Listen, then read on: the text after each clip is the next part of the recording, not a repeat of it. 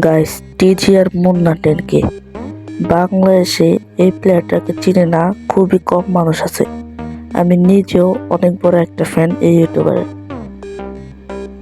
আর এই ইউটিউবারটা এতদিন আমাদেরকে বোকা বানাইছে, কারণ সে এতদিন ফিল গেম প্লে করতো না।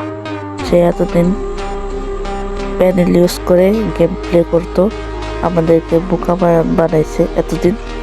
তার এই যে আইটি, আর এটা আমার কথা না, এটা হলো কিছু টিকটকের প্রতিবন্ধীদের কথা।